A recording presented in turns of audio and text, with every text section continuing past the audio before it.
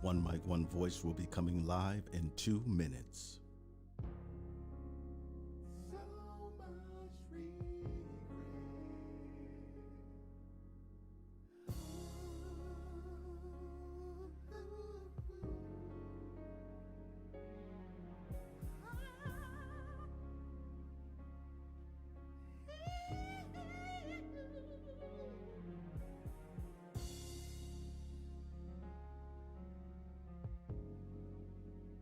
I want you to know.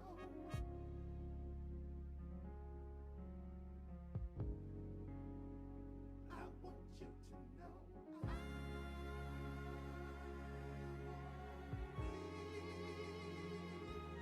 One Mic, One Voice show will be live in 1 minute.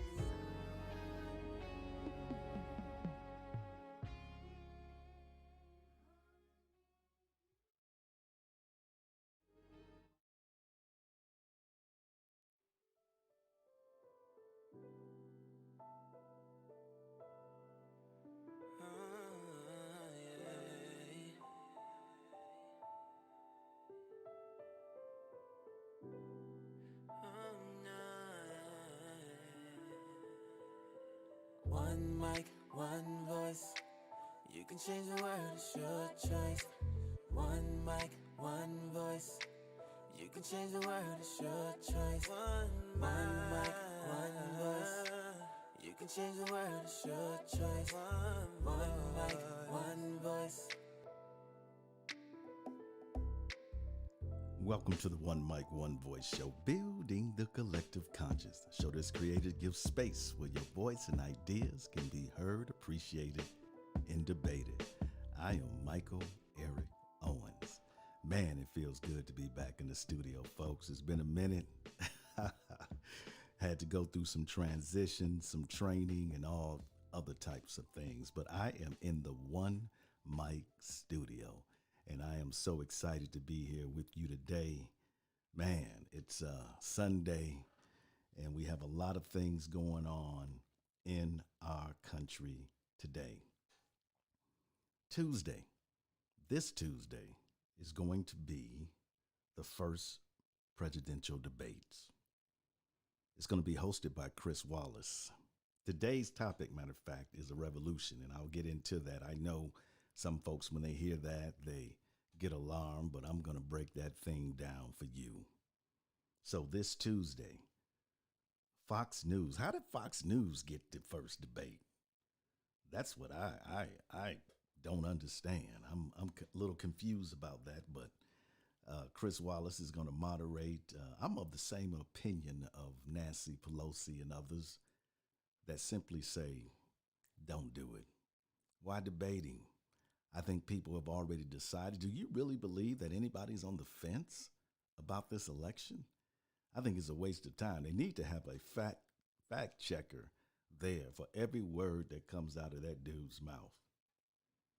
However, I will be watching. I will give some commentary on it.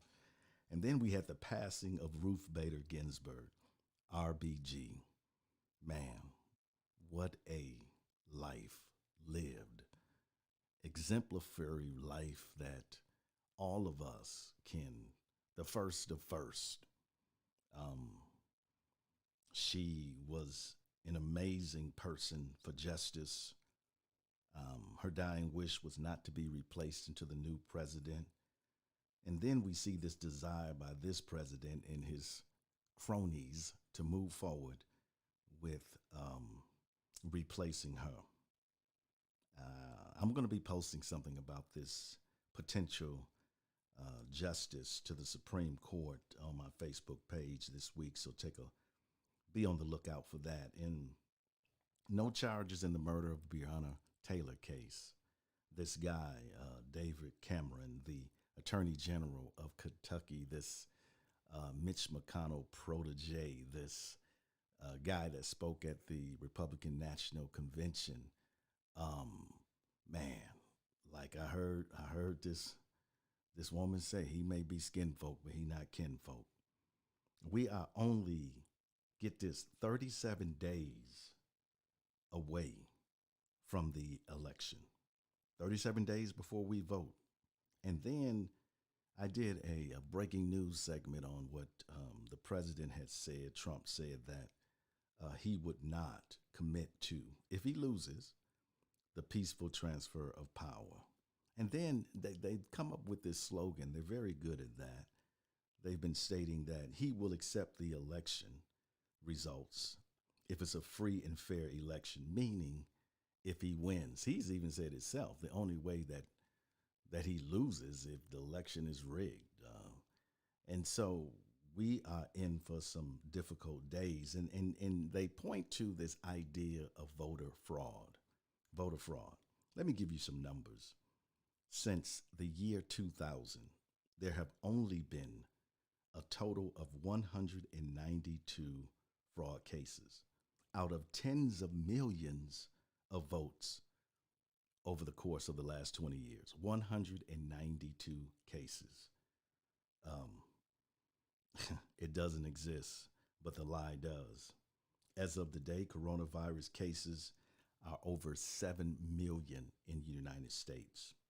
Keep in mind, we're a country of only 331 million. We have over 7 million cases, and we have over 209,000 deaths. Listen, folks, not only are our lives on the line with this election, but healthcare, civil rights, a woman's right over her own person, gay marriage, nationalism, white supremacy, immigration, and our standing in the world. Even if Biden wins, listen to me, listen very carefully to me. Even if Joe Biden wins the presidency, we need a revolution. A revolution comes from and by the people. Now, let me define what I mean by revolution. I had a question, comment on Facebook about folks being alarmed, and I understand. I do not use that term lightly. I don't. I think it's a serious, serious term. And we know this country, we teach it in its skewed history, this idea of the American Revolution and how violent that was. I'm not talking about violence. I'm talking about looking at a revolution from a sociological perspective. A revolution is defined from this perspective as a radical and pervasive change in society in the social structure. Now let's think about that for a moment. A radical and pervasive change in society in the social structure. Now, it's radical because it's different. It's radical because you're not used to it. It's radical because it's difficult to embrace. Yeah, that's it. The definition of change, difficult to embrace, but it's pervasive because it is on every level of our society. Every level, from education to government to policing to hiring practices.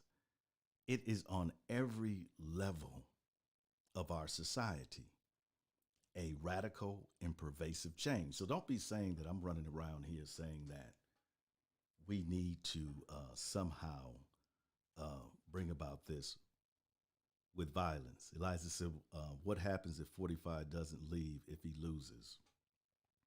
I mean, that's a really important question, and I think it's a it's a question that is on the minds of I think every person in Congress, even the Republicans. Listen, I am not going to infer this maniac to all Republicans. I'm not going to do that because I know there's some Republicans that are just afraid and intimidated by him. And if you've ever been in a situation where you have been afraid or intimidated by your boss, you know what that feels like. Because we know what happens to whistleblowers. We know what happens to people that speak truth to power. You get crucified. You get crushed. So I'm not saying that all of them are, you know, bad people. I'm not saying that. But what happens? Well, I would like to believe that in this institution that we call a democracy, that there are those, even in his own party, even, crooked Mitch McConnell came out and said there will be a peaceful transfer of power. Even some, uh, Senator Cheney came out and said something, a pushback against that. So, what I would like to say to the answer to that question is not only will those in government, but the military will not stand for that. He will get out of that office. The question is how much damage will he do before before we get to um, the transfer of power? Because if you think he's out of control now, this man, this man will be out of control. The next 37 days, folks, will be insane. We need a revolution. Again, I'm not talking about violence. Let's make it clear. Some of you have already reached out to me when you saw that. And anyone that knows me knows I am not one that would encourage violence in no situation. I consider myself a lover, not a fighter, really. But but so we need a revolution. And what I'm going to do is give you 6 aspects or components to this revolution. This is going to be an educational podcast. So if you got your pen and paper, I suggest that you get prepared to write. And if you have not subscribed, I ask that you subscribe. Just click that button down there and follow the show all the time. Share the show. We need to continue this conversation. And so, number one, we need a revolution of pressure. Of pressure. You see, people resist change, especially leaders, especially those who are in charge and have been doing it this way all along. Why change? Why make things difficult? Why make waves? We used to say in the Navy, if you want to change anything, you have to make waves. Why? Because if you look around our country today, this is not sustainable. We can't continue this. It's impossible. We see the protests and the violence and the death. I ask you this question. Is this the country you want to live in? Is this, if you could draw up, if you could have the blueprint of America, would it look like this? Of course it wouldn't. Not to the rational, maybe to the narcissistic or sociopathic person, but to the average loving person, no, it would not look like this. A revolution of pressure, direct involvement on local and national governments. And I'm not talking about, simply making a call here or there or, trying to get behind a candidate that's running for. I'm not talking about that. I'm talking about direct involvement at your local level. and also on the national level. Organize trips to state capitals in DC. I'm not talking about. I know there's groups that go and talk to your representative. That's not what I'm talking about. And I'm not talking about protests. I'm not talking about a march on Washington. I'm talking about a choreographed effort of groups that have the same vision.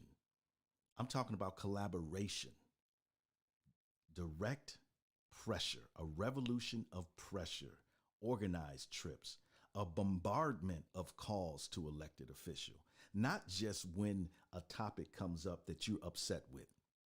See that we're too reactionary.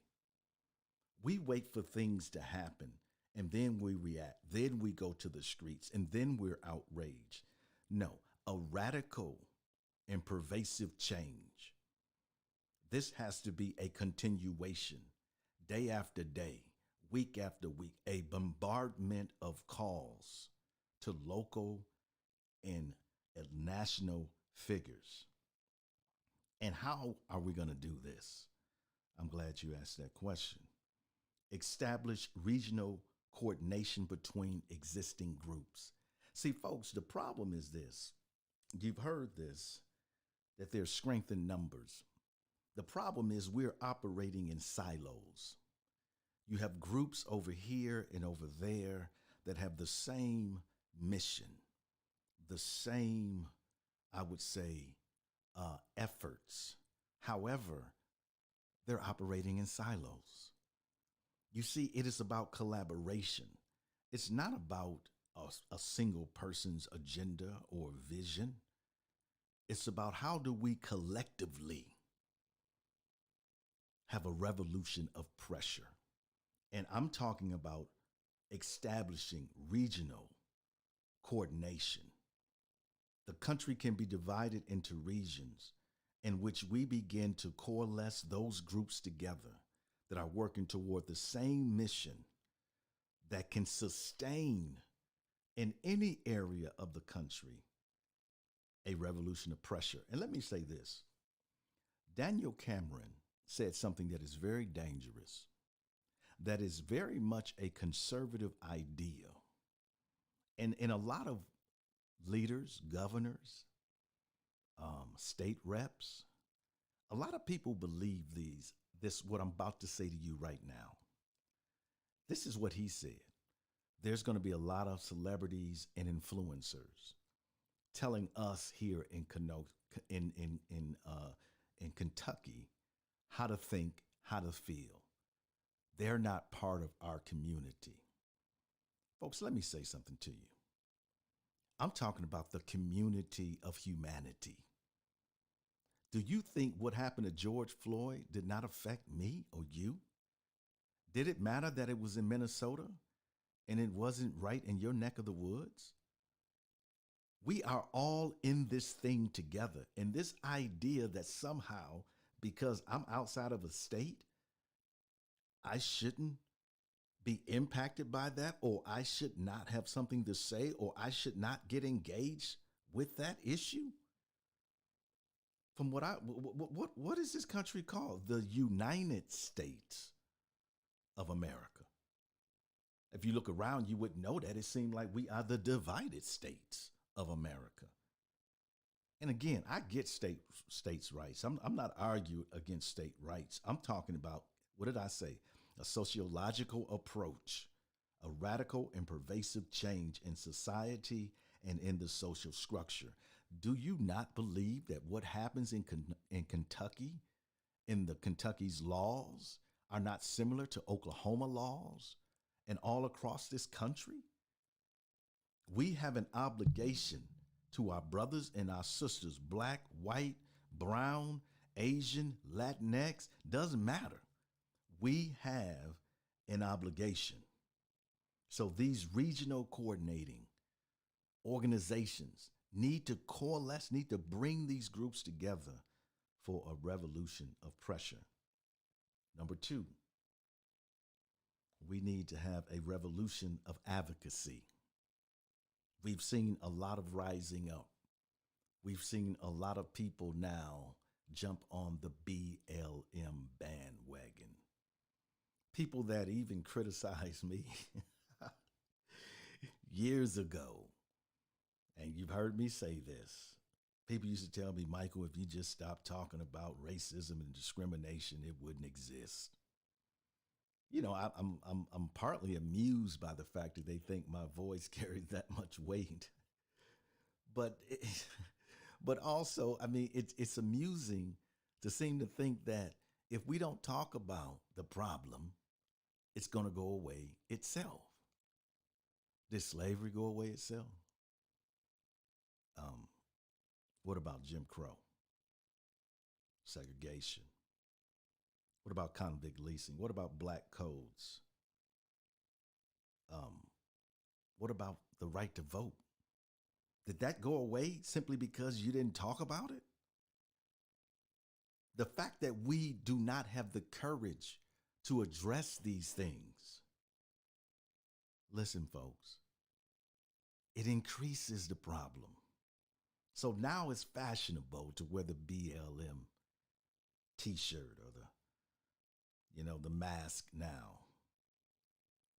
But what I'm saying is we need to go beyond that. We need to move into an area where we are developing young people to run for office. You've seen what the old guard is going to do. What is the old guard going to do? Well, they're going to push through a nominee while we're voting to the Supreme Court, a lifetime appointment where the people have zero say. That's the old guard. We need to develop young people. And I'm not talking about young Democrats. I have no problem with them. Young Republicans, I don't have no problem with them. The problem that I do have with them, this is just a reproduction of your own ideology. No, I'm talking about a revolution, a radical and pervasive change to our society. We need to develop young people with fresh and new ideas about what a new America looks like, what a new America should be for everyone, regardless of your skin tone, your sexual orientation, your faith, where you come from. None of that should matter in a new America. We need to develop. We need voter competency. We need to make sure that eligible voters understand the importance of that. And listen, let me say this to you. People don't understand the importance of voting. They do not understand the importance of voting. So let me give you some statistics here. Okay. Only 138 million voted in 2016. Right? That's 58.1%. What does that mean? That out of all the eligible voters, 41.9% did not vote. That's close to half the eligible voters. Now, can you tell me that 41.9% understands the importance of their voice? We don't teach it in school. We don't talk about the history of voting. We don't do any of that. I'm amazed by the push now, the ads that I see. I'm amazed by the emphasis, what the NBA is doing, what LeBron James and others are doing. I'm amazed by that. That's voter education. Listen, folks, we need to make sure that high school students understand the history of voting, how much it is their civil duty. They must be taught. If that does not happen, we cannot have this revolution of advocacy. Because then why does it matter to me? Why should I get engaged? You see, passion and outrage will only take you so far. Only take you so far. Knowledge is what sustains you. Elijah goes on, where there is any unlawful death by police on African Americans and there is no justice, can the families at least file a civil lawsuit? That's what Breonna Taylor's family did, and they were awarded $12 million for that. $12 million. Somebody might say that it's a lot of money. Well, how much is a life worth? How much is your loved one worth? Look at your child. Look at your wife, your husband, your best friend. Put a dollar figure on that. Never being able to see them or talk to them. Never being able to spend any time with them. No, I don't think 12 million is, what is that? It's nothing when you love someone. And plus, that's a human life. That's a human life. Folks, we talked about a revolution of pressure, a revolution of advocacy. What we're going to do right now, we're going to take our first break, folks, and we're going to come back and listen. We're going to get deep into this thing. All right, hang in there with me. This is how I feel right now. Yeah, I feel just like this.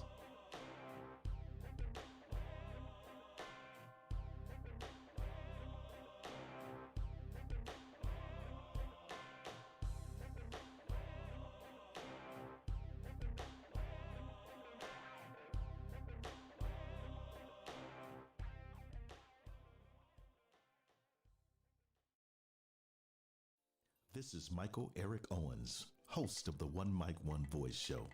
I want to give a shout out to all of our listeners all across the globe. Thank you for your undivided attention and for your conversation. You can catch us every Sunday on YouTube, 12:30 p.m. Central Standard Time. And you can also catch us on Podbean, Stitcher, Spotify, iTunes, on any one of those lovely, wonderful podcasting platforms you love to listen to. Please always remember, you can change the world. It's your choice.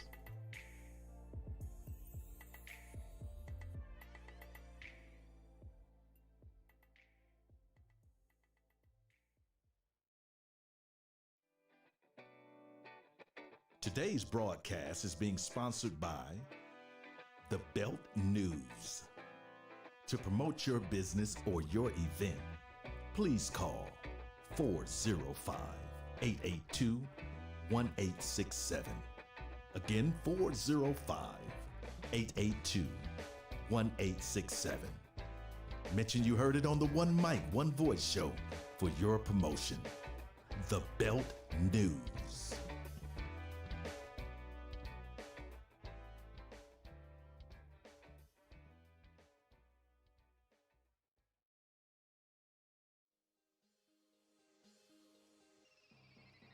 All right, welcome back, folks. Need to clear my throat. Yeah. We're talking about a revolution today. Yeah, we need a revolution. We can't continue to go on like we are. You know that. I know that. Anyone in their rational mind knows that things must change. They must change. So far in this show, we've talked about a revolution. If you're just tuning in, I define it as a radical and pervasive change in society, in the social structure. Not talking about violence. I have to continually repeat that. I'm not talking about violence.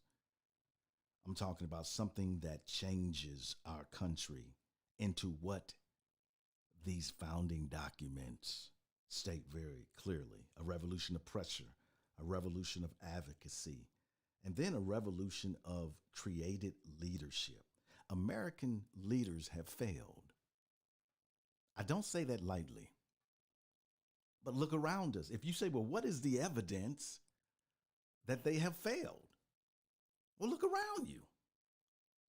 When we have mass incarceration, when we have people that are in life, doing life, simply because they are addicted to drugs, when we have police officers that on a daily basis abuse their authority, take the lives of innocent people. When we have an unequal justice system, I'm starting to believe there is no justice system. People say, well, there's two justice systems. I don't even think there's a justice system for black and brown people. How can you call it a justice system when you lose every time? When there's no justice, can you say there's a justice system when there's no justice? I don't think you can. And so American leadership has failed us. Yes. I'm not in leadership. I don't run, I'm not a congressperson. I'm sure not the president. I'm not an elected official on the state or local level. Look at our cities. Look at our counties. Can you say that's successful? Listen, if you ran a company and your company was in this condition, of course, we're taking it to the micro level, but was in this condition, wouldn't you say we need new leadership? Would you say we need a radical change? I don't think your company would be successful. So we need a revolution of created leadership. We need to redefine what leadership is. I heard Joe Biden say this morning, just because you have the power to do something doesn't mean you don't have the right to do, or that you shouldn't do what's right for the American people. Just because you have the power doesn't mean that you do it. Decision making is very important. You must consider everyone that is affected by that decision. We need to rethink leadership. I wrote a book about it. I'm not going to go into great detail about a revolution of created leadership. I wrote a book about it called Soul, School of Unselfish Leadership. Pick it up.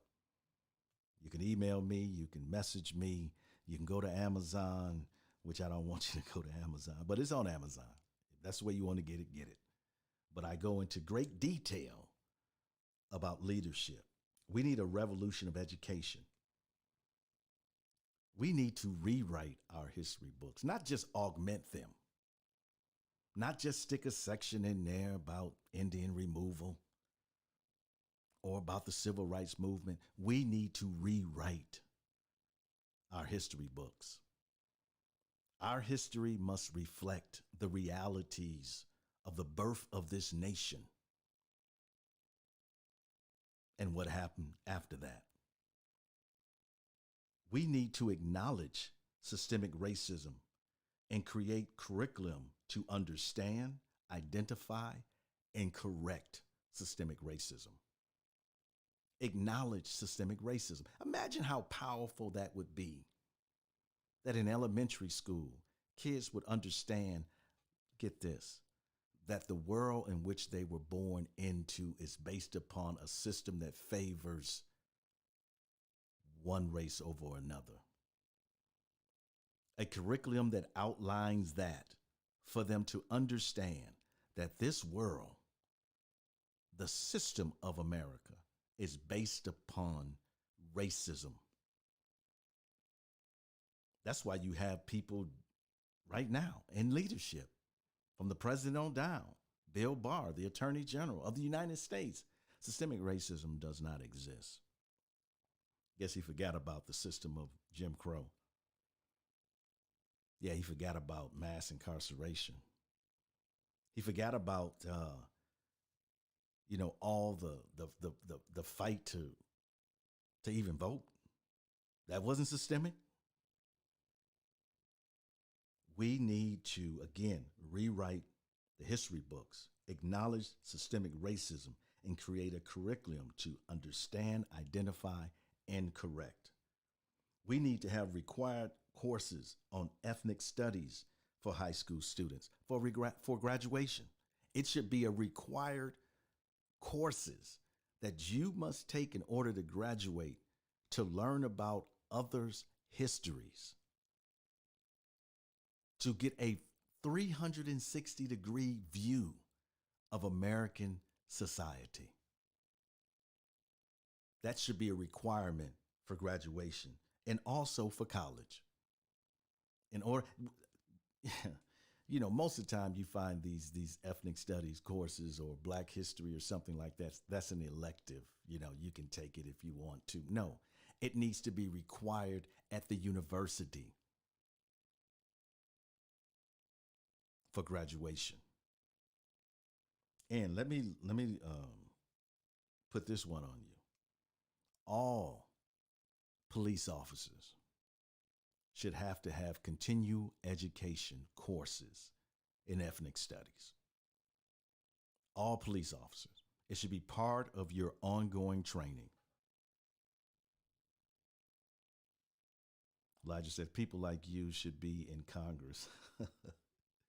Well, I appreciate so much your faith in me, Eliza. And, I don't think I would last very long. Not in the condition of this Congress. I think if you are someone that is a truth teller, like so many that we see in Congress that are having a difficult time, that are being attacked right and left, I think it's very difficult to stay in that position. But I truly appreciate, that's my shipmate right there. I truly appreciate your confidence in me. So we talked about a revolution of pressure, revolution of advocacy, revolution of created leadership, a revolution of education. Coming to our fifth one, a revolution of economics. You see, capitalism ain't fair. The old idea that, if you work hard, you will achieve, that's not true. It's not true. The president has claimed bankruptcy how many times? I think 6 or 7. He got plenty of money. Why? Because he knows the tax code. He knows how to get over.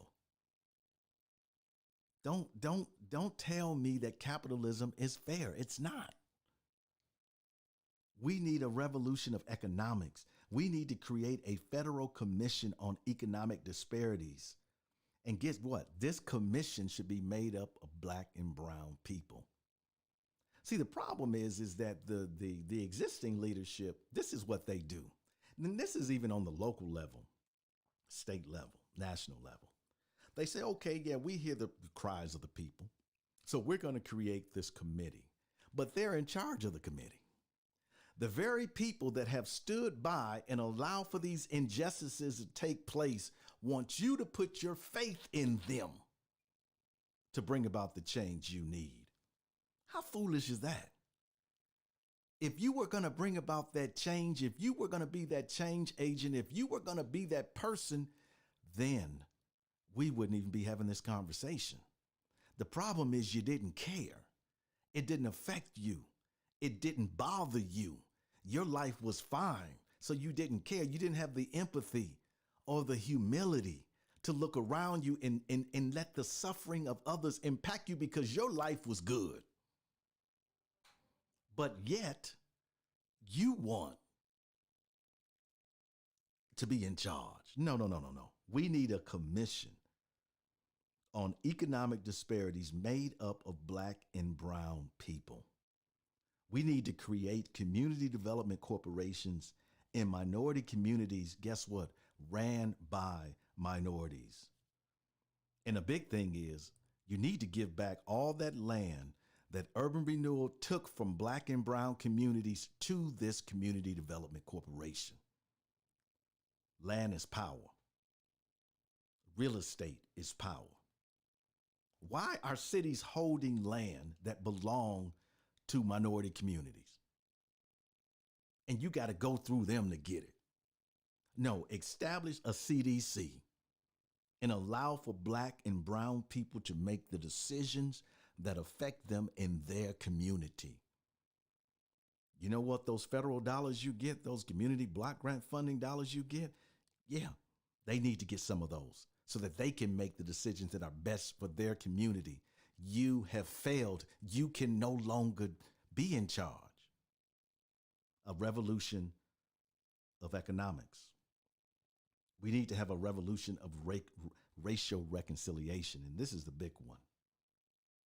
This is the really big one. We need to create a national commission on racial reconciliation. This commission will create the following: acknowledge the effects of slavery. Not just apologize for it, but acknowledge the impact that slavery has had on Black people.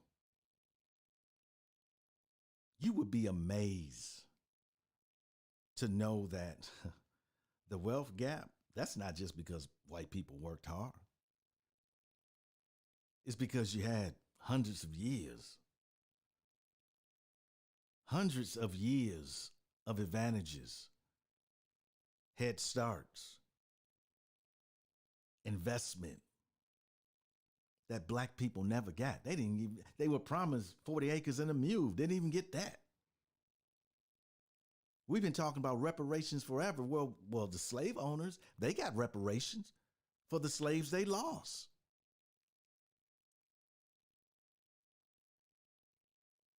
We need a commission on racial reconciliation. We need to acknowledge the effects of slavery. We need a plan. And I know Congress is talking about it. They're batting it back and forth for reparations. This needs to be a national dialogue conversation about reparations, about the wounded and the afflicted for generations of Black people. This commission will work with state governments to hold hearings on racial history to promote healing. We need to have a serious conversation, one that acknowledges the wrong that was done. That's the only way. I'm thankful that our white brothers and sisters are listening. I'm thankful that you are saying, talk to me, help me understand. But we have to go deeper than that. We have to go deeper than that because the pain is deeper. The oppression, the shame, the ostracism, it's much deeper than simply you listening.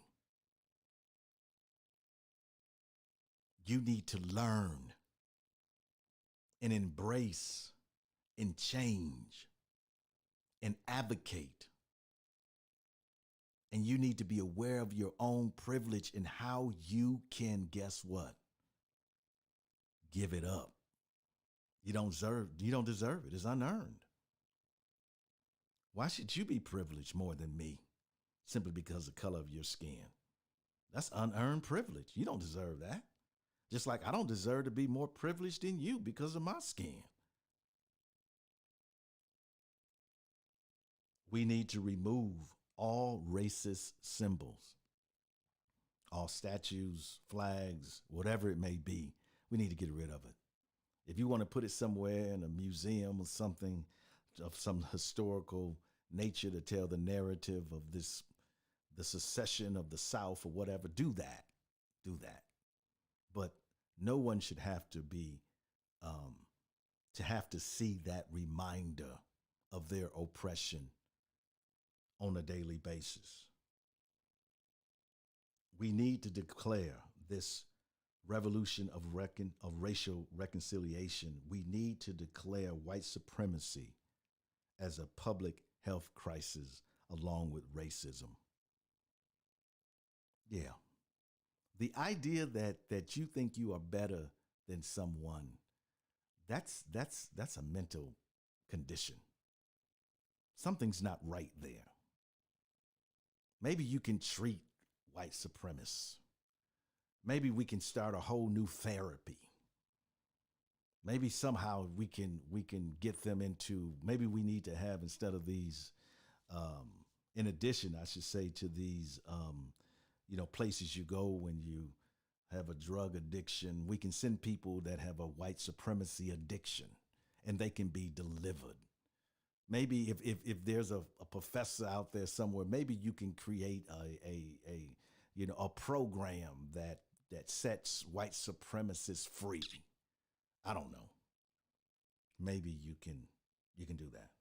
And lastly, in this revolution of racial reconciliation, establish a federal task force to dismantle white supremacy groups. Did it before. Broke the KKK down. Today we're almost non-existent. But yeah, you see, hate don't go away easy. Hate, how do you hate what you don't even know? Hate what you haven't even experienced. Hate what's not even part of your life. That's a condition of the mind, of the soul. So we talked about 6 aspects. We talked about a revolution of pressure, a revolution of advocacy, a revolution of created leadership, a revolution of education, a revolution of economics, a revolution of racial reconciliation. That's the type of revolution I'm talking about.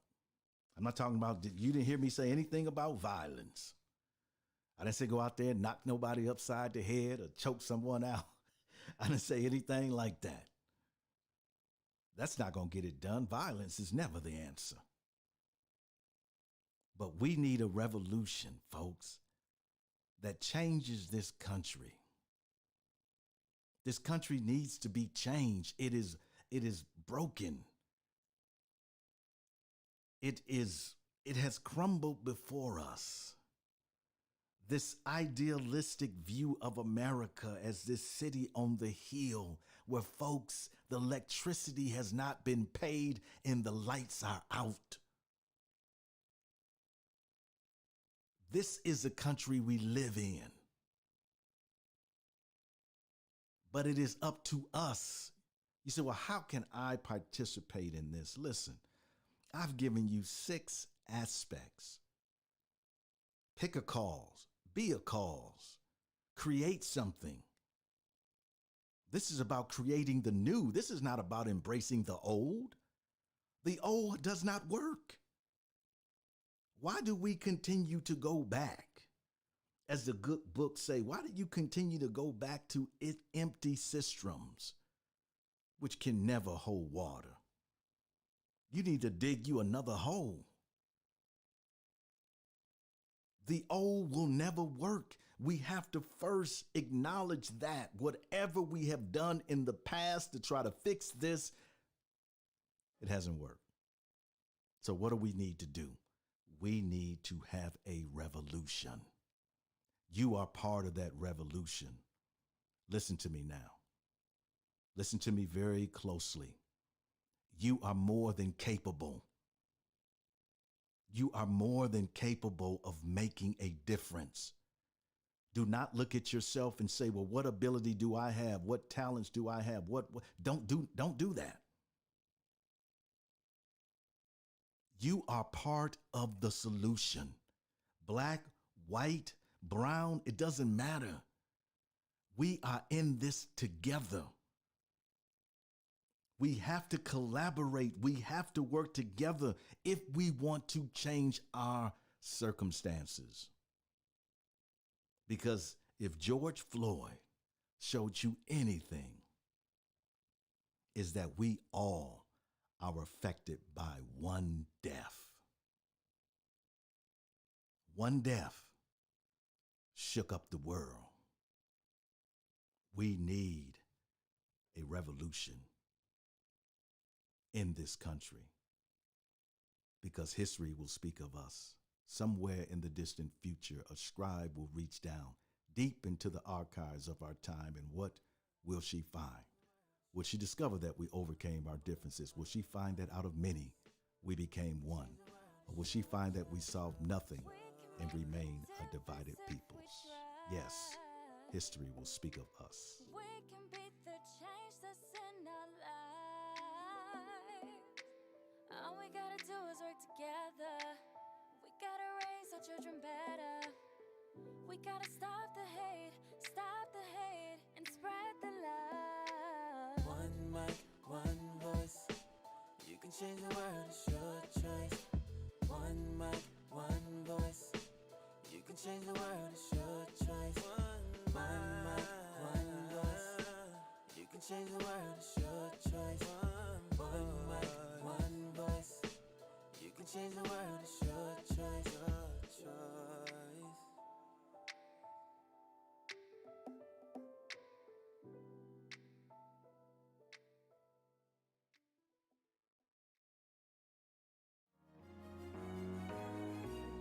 Thank you for downloading the One Mic, One Voice show. Take a moment and subscribe and share. You can find us on Spotify, iTunes, Podbean, Stitcher, or any other podcasting platform. Thank you for your continued support and for your voice. You can change the world. It's your choice. The views, thoughts, and opinions expressed on the One Mic, One Voice show are not the views, thoughts, and opinions of our sponsors.